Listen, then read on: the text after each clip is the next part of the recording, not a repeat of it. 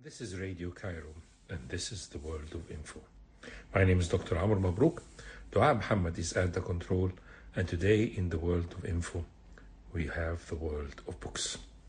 And today we are really presenting three interesting books.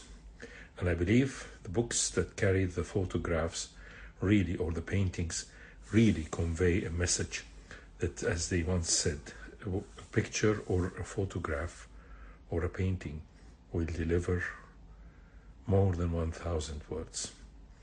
And today we are presenting 2 or 3 books from this type.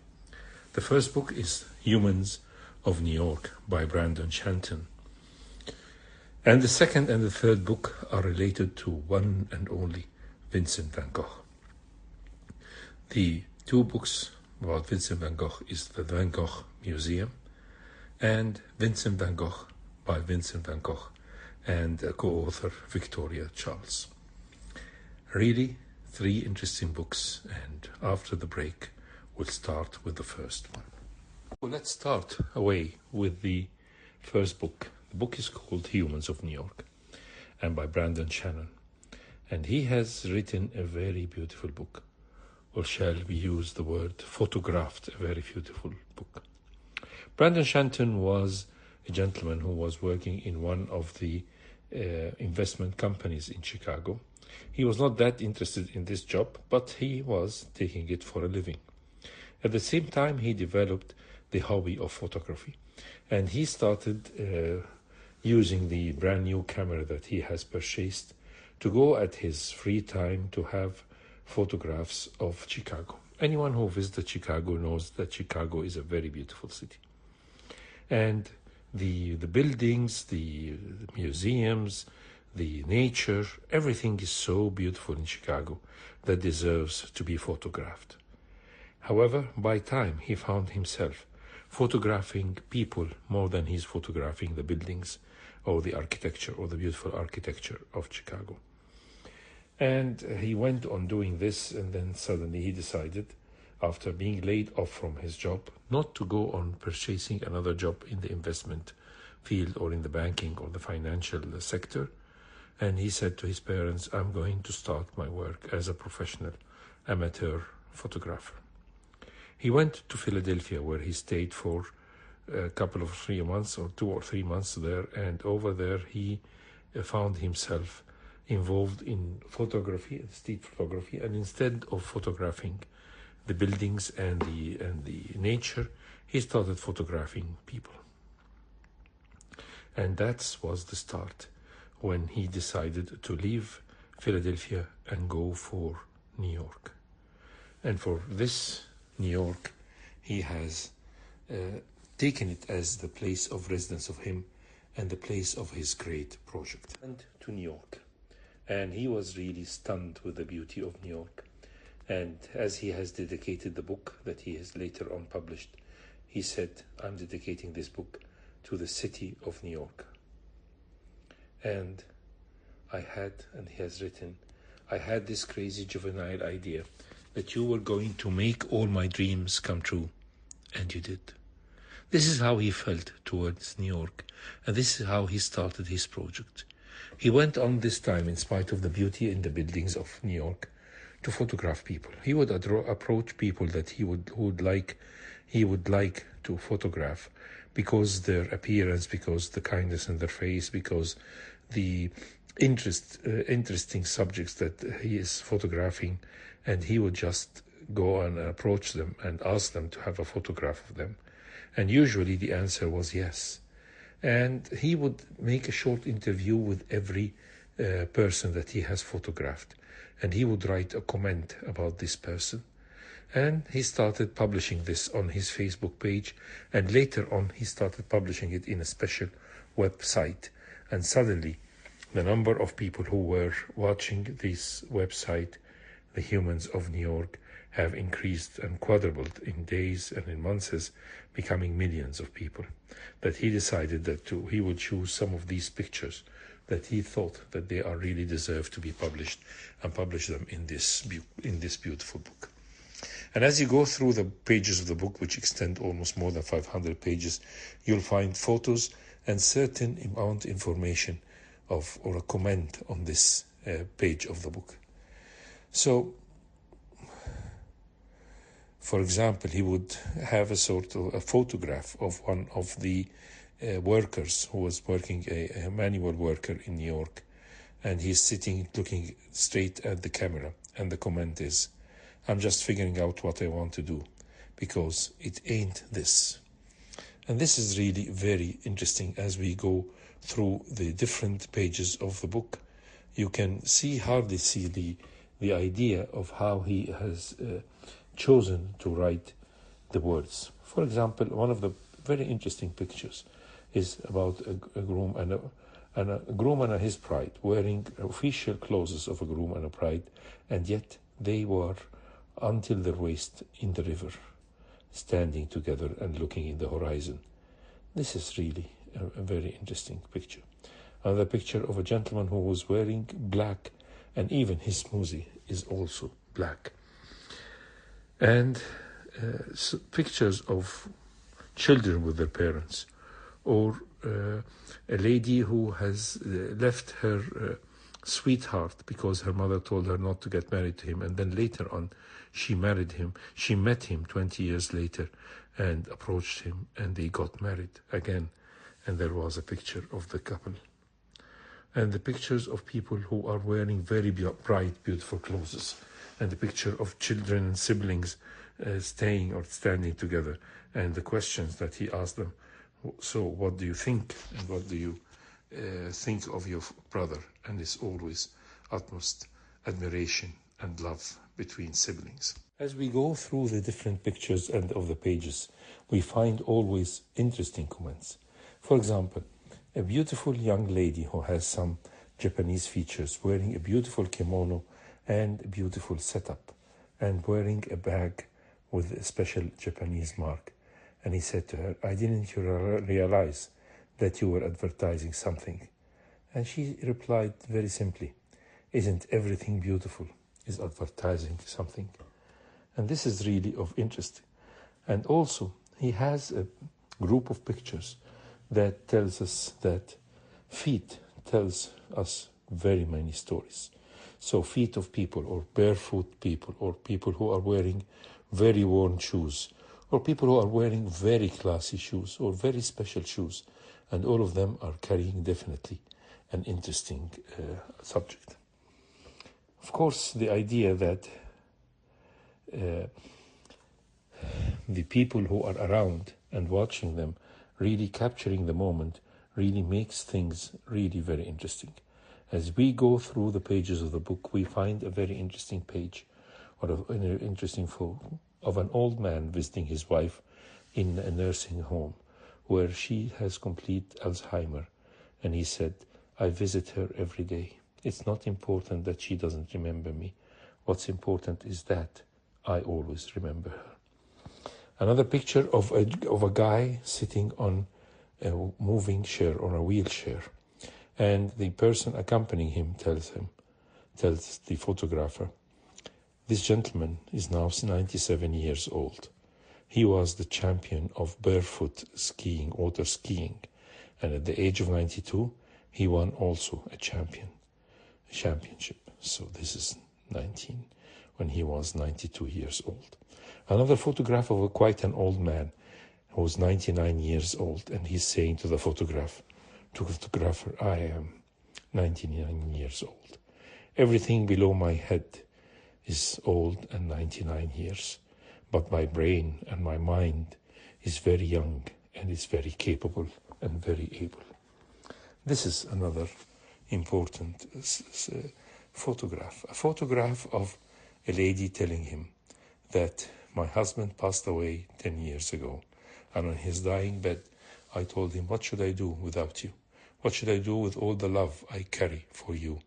And he said to her with a smile, "Go and distribute this love on everybody in the world, and it will cover it." Another lovely photo of an old lady wearing green, and she's said in a comment to the author, I've been green since 15 years ago." Other pictures really carry a lot of nice intentions. And a young lady who was posing in the garden, in a park, painting a beautiful painting, and she said, "I don't have time to talk with you. You can have the photograph that you want, but I cannot talk because I have no time. These shadows are changing every second." And this is how a real serious painter is behaving like, and this is what makes this place very interesting.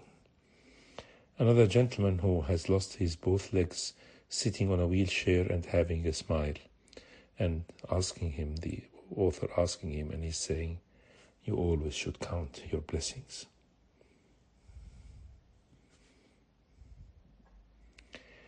So, as you go through the pages of the book, you really feel the love, the kindness, and the cosmopolitan state of a very big city like New York.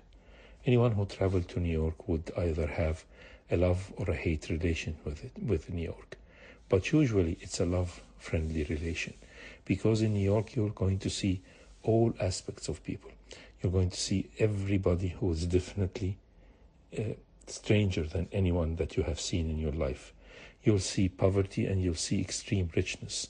And this was in one of the photographs, showing how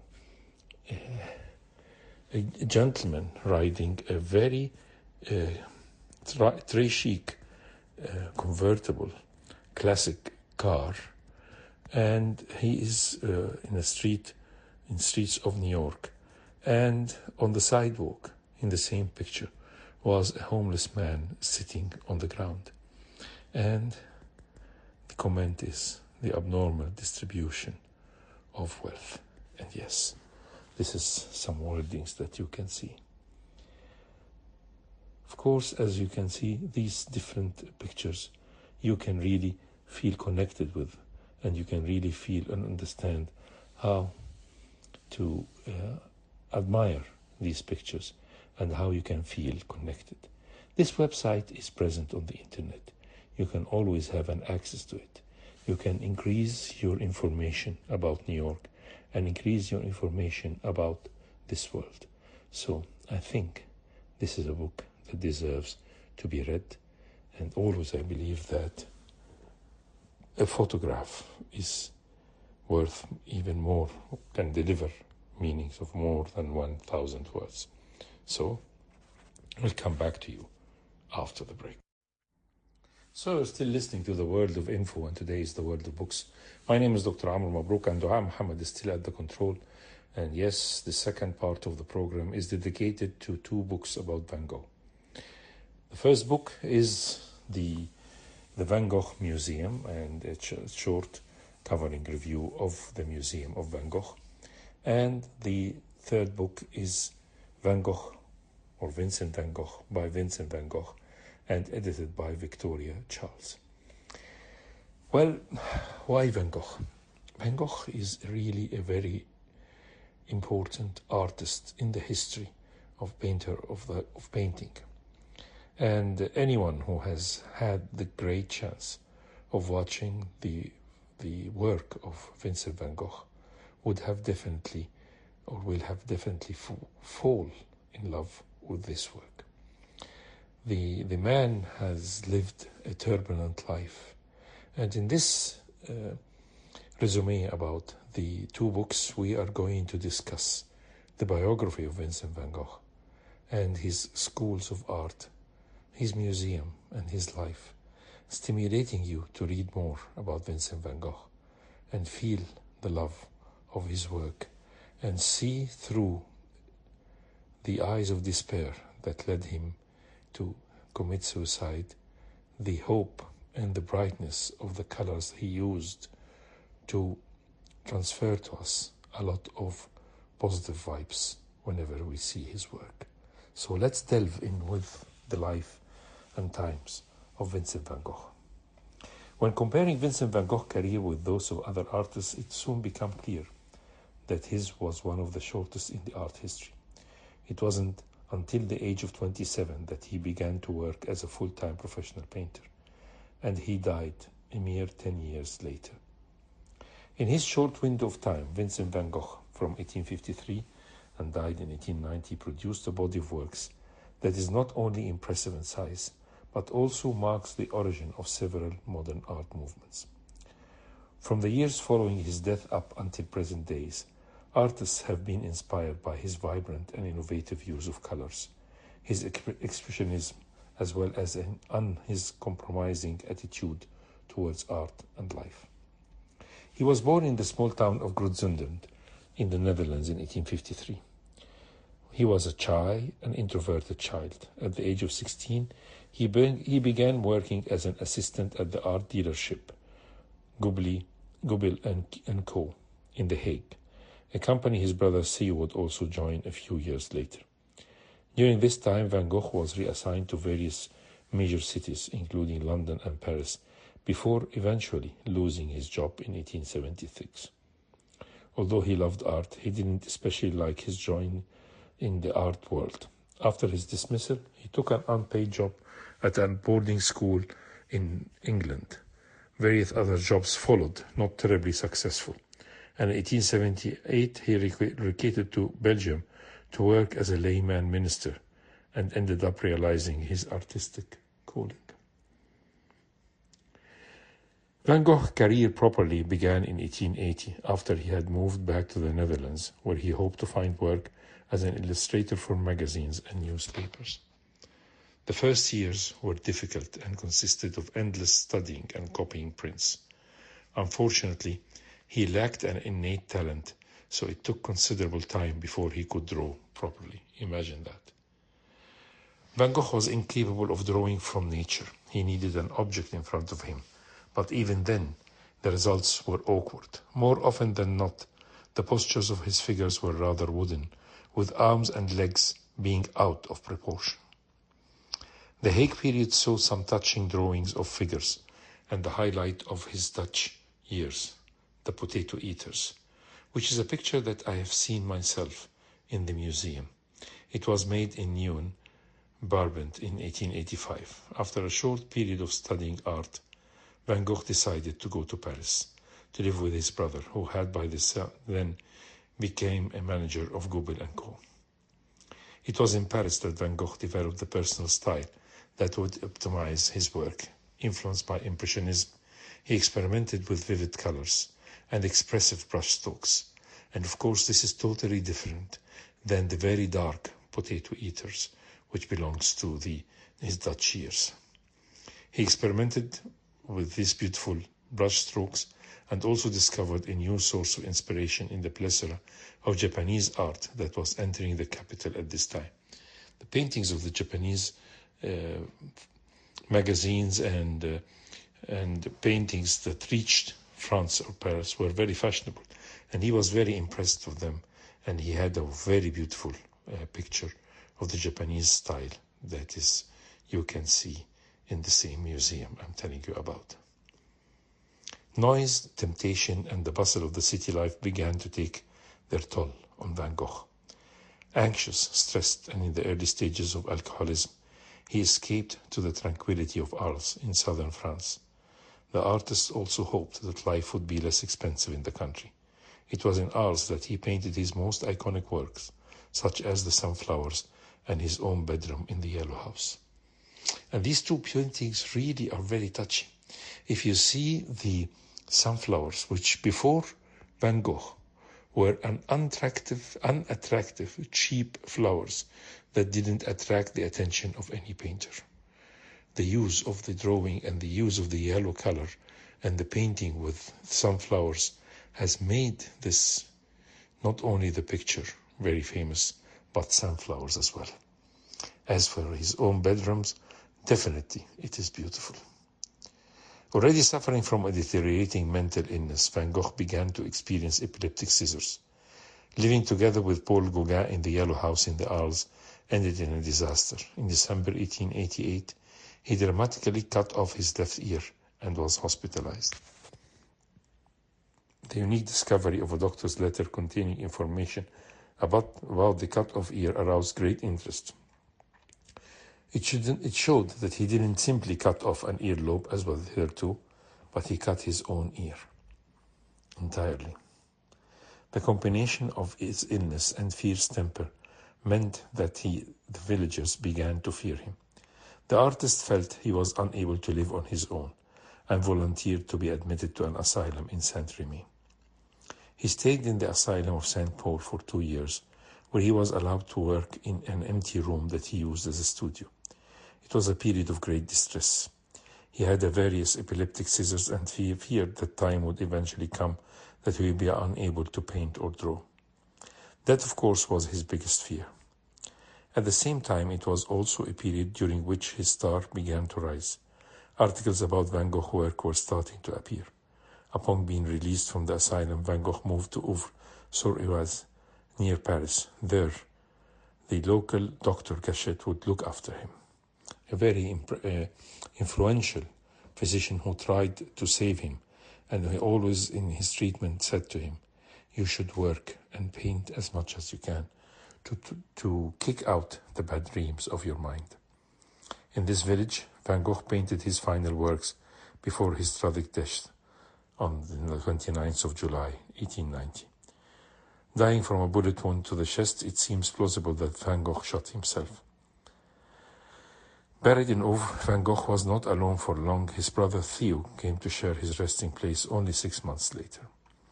So this was a very terrible, hard life. And when you read all this, then you would say that definitely the work of this gentleman would be full of darkness and blackness. But actually it's not. The use of the color yellow and the brush strokes, the magnificent brush strokes that he developed and gained through his career definitely has shown us how such a great man really have affected the painting, or the history of painting and art itself. So, after the break, we'll talk more about the great work of Van Gogh. Stay tuned to us. So, still listening to the World of Info, and today is the World of Books, and we're talking about Vincent van Gogh. 2 interesting books, the Vincent van Gogh Museum and Vincent van Gogh by Vincent van Gogh. If we talk about the second book, we can really emphasize that this book is taking almost 700 letters that were found, and how these letters reached us is really very interesting to know. We know that Vincent van Gogh's brother died 6 months later. However, Vincent van Gogh, when he shot himself, he had 3 sisters and a brother, that is Theo. The 3 sisters decided that all his heritage should be given to Theo, who has dedicated his life to take care of his brother and give him the money support and the full support. So, after the death of Theo, all the money, all the work of Van Gogh went to the widow of Van Gogh. The widow was a very sharp and clear-minded lady who decided to save the heritage of Van Gogh. She has archived the 700 letters that her brother-in-law sent to his brother all through his life. And these letters are really very important and very interesting, because they were in the beginning were written in Dutch, and later on, when he was transferred to France, in French. And in these letters, he would tell his emotions, his fears, his description of his work. He would paint some sketches, and also the idea that Van Gogh didn't only paint, but he has drawn as well. And drawn, which is meaning the sketches, which are drawn in pencils. And these are very beautiful pieces of art, and the museum has almost 700 of these letters and has almost 200 or 400 of the sketches and 200 of the paintings. A huge collection, the hugest collection of Van Gogh is in this museum. How this museum started is that we know that Theo, before his death, his wife has given birth to a child who was named as Vincent. And Vincent, when he was born, his uncle Vincent van Gogh was so happy. because all his life he wanted to get married and settle down and have children. But unfortunately, because of his mental illness, he was never able to get married or maintain a romantic or a love relation with any of the ladies that he has met. And therefore, all his plans for getting married were aborted. So he has loved very much the idea that Theo has had a son and called him Vincent, and he has painted one of the most beautiful paintings of blue and sky and the beautiful tree carrying the beautiful blossoms of flowers. Definitely one of the most pictures and most luminous pictures of Van Gogh, celebrating the birth of his nephew. And this nephew was the curator and the inheritor of all the works of Van Gogh. His mother, the widow of Theo, in the beginning sold very few amount of the work of Van Gogh simply to support her life and the life of her son. But later on, she lingered and took care of all the inheritance and decided that her dream is to build a museum for Van Gogh. And it was the job of the dream of her son, Vincent van Gogh, the nephew, to do that. He was an engineer by graduation, and since 1925 he decided to do some negotiations with the Dutch government, and in the end the government built this museum. And theoretically, all the paintings and all the belongings of Van Gogh are on loan from the state, from the inheritance state of Van Gogh family to the state. But of course they didn't ask for the return of this generous loan. The Vincent van Gogh, the nephew, died in 1978 at the age of 88, and the museum was opened to the public in 1973 with the Queen herself, Juliana, who inaugurated this beautiful museum. The beautiful museum, as I said, is dedicated to Van Gogh, and in different periods of time. When you go in the start, you'll see the self-portraits drawn by Van Gogh, which is a huge number of these self-portraits. Why did he have all these self-portraits? It's not narcissism, it's lack of funds, because he couldn't afford to pay for professional models to picture them or to draw them. And therefore, he started to learn how to draw the portraits by drawing his own figure from the mirror. And you can see different paintings of Van Gogh in different styles, wearing a straw hat or wearing a leather hat, painting or holding his pipe, and all these structures. That's why this whole is considered to be face-to-face with Van Gogh. And as we climb and we see how he was very much interested into the art and the understanding of his love for peasants and work of the peasants, and the influence of the paintings that he has seen of peasants working, that he decided to have structures or paintings of this farms and of workers and farmers, and the very important painting, which is a very dark painting actually, the Potato Eaters, in May 1885 from the Netherlands period, where he used a lot of dark colors. And this shows exact life of the impoverished peasants. And he has written about it and say, these workers or these farmers, in spite of the fact that they are very poor, but they are very honorable people. They have deserved all the food that they are eating, which is a very humble food, but it is the food that was farmed by them and cultivated by them. Of course, the use of these dark colors in the Netherlands period were reflecting his mood and his depression. He decided that he will have to get more colors in his life, and he had an education in Antwerp from 1885 to 1886, where gradually he started using somber colors for the majority of his to decline the using of somber and dark colors, and he decided to brighten his palette and began to take courses at the Art Academy in Antwerp. And therefore, as we go through this period, we'll find how he gained confidence of using of colors and brightness of these colors. And this is the period that we are, as fans of Van Gogh, will start to get more involved in his work, because the using of bright colors is definitely a great revolution in the style of Van Gogh.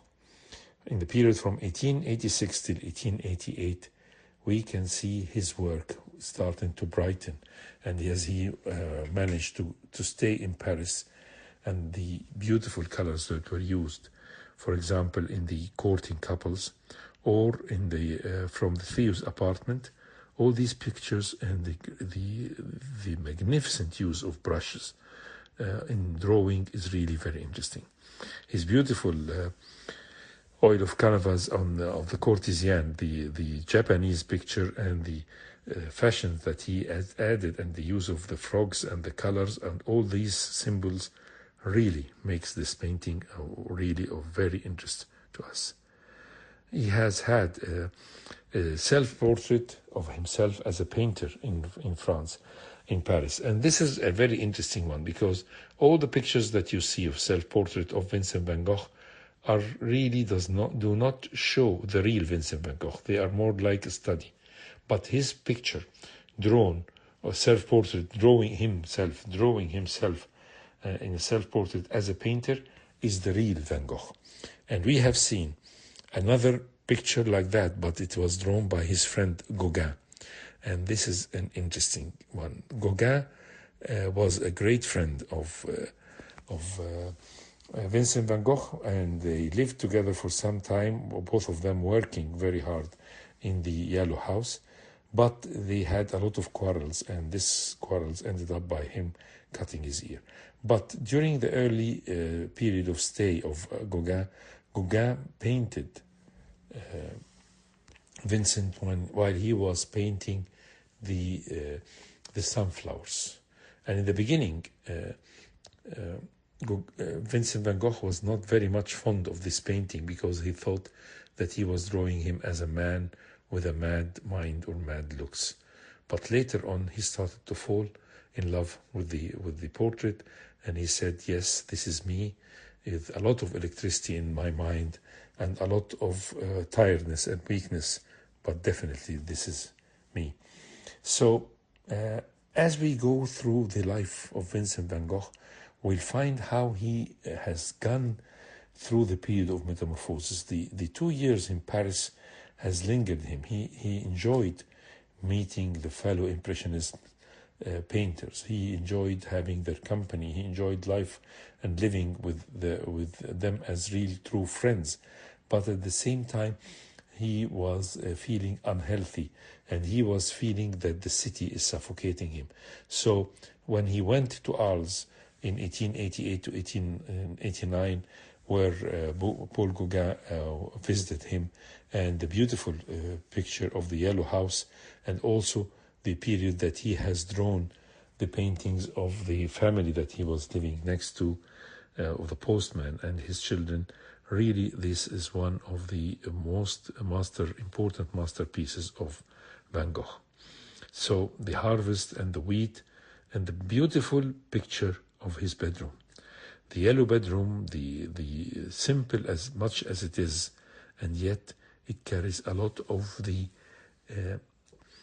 ego and the important features of Van Gogh, with paintings that he was hanging on the walls of this beautiful room, and the use of the yellow color, which brings a lot of brightness to the picture, and the colors of blue. He's mastering the technique of using blue and yellow, and this makes him a very special gentleman. And of course, the portraits that he has done to the family of Roland, whether to the lady of the house, who she loved him very much and considered him to be like a son or like a younger brother. And of course, the picture of her husband and the beautiful sunflowers. All this can show us the important period. But he was not feeling well, especially after the incident with Paul Gauguin. And when he was self-admitted to Saint-Rémy Hospital in 1890, he took the permission that he continue in painting. And in painting, he found a lot of remorse. One of the pictures was the influence of Pieta, which is Delacroix have written, and he have drawn before him, and he has his own version of it with different styles. And also the irises, oil on canvas, how these irises, although the violet is usually a depressing color, but the yellow background makes it living and partially dead. This is so revealing of the idea of what we can call the bipolar character, where he's having some ups and downs. And this is very much magnificently shown in the irises of May 1890. And of course, the drawing of the garden of the asylum, and these are paintings really that definitely touches. One of his most beautiful pictures, as I mentioned before, was the almond blossom. It carries all the euphoria and the brightness of himself after he knew that Theo has had a newly born child called Vincent. And for him, he dedicated this beautiful canvas for Theo, his brother, his wife, and his son Vincent. Not knowingly, of course, it's Vincent van Gogh, the junior or the nephew, is the one who took care of the inheritance and the heritage of Vincent van Gogh, the uncle. The almond blossom oil on canvas is such a beautiful characters. His final days were over in Auvers-sur-Oise, and the number of paintings that he was producing and the amount of happiness and darkness that were emphasized in these paintings show the great turmoil that was going through the minds and the imagination of Vincent van Gogh. These paintings are really very important. And the last of them was The Three Roots, which was carrying a lot of hope and darkness at the same time. It was in July 1890, and even it was not complete. So going through the times and minds of Vincent van Gogh, seeing the museum or reading his letters, which he has, most of them were written to his brother Theo, the brother who took care of his ailing, intelligent, and talented brother Vincent van Gogh. And of course, the man who has affected the history of art. And the last section of the museum carries the influence of Vincent van Gogh, how many painters took his school, propagated his information, went on working with the same style or promoted his same style in drawings and paintings. And definitely, you can really feel very much happy and sad at the same time when you see such a museum, because you'll see how such a magnificent, intelligent mind and a great talent can do in just 10 years of concentrated, active painting.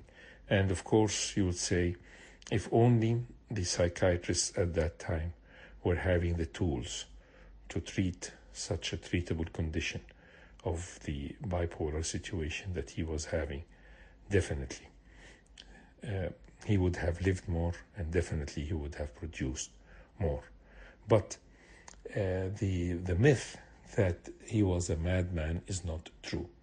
He was a very clever, concentrated, and a focused person who had some mental illness beyond his control. But this bouts of illness were the ones who pushed him to commit suicide. But he maintained sanity. He maintained in his writings the love of life. He said, as his doctor said, there has been always a fight in the mind of Vincent van Gogh between light and darkness, between life and death. But he really loved life and he cherished life. And the amount of yellow colors that he has used in most of his pictures and most of his paintings really deliver us the message that you can really love light and that you can really love life. So with this, definitely we come to the end of the discussion of two important books, the Van Gogh Museum and Vincent van Gogh by Vincent van Gogh, and written by Victoria's Charles. So stay tuned to us in Radio Cairo. With this, we reach the end of our program for today, The World of Info. And today was The World of Books. And today we presented three very interesting books that deserve definitely to be read. Humans of New York by Brandon Shanton, a book that has examined and shown how one photograph can deliver the meanings of at least 1,000 words, The Humans of New York. The second and third book were about the one and only Van Gogh. One was describing the Van Gogh Museum, and the other was Vincent van Gogh by Vincent van Gogh, writing and showing all the painting collections of Vincent van Gogh, which are distributed mainly in his main museum in Amsterdam, and another museum near Amsterdam as well, beside his work that has been around in different parts of the world, and definitely celebrating the lives and the times of Vincent van Gogh. With this, we come to the end of our program today. My name is Dr. Amr MABROuk. Dua Muhammad was at the control. Please stay tuned always to Radio Cairo, and we promise that we'll come back the same time, same station next week.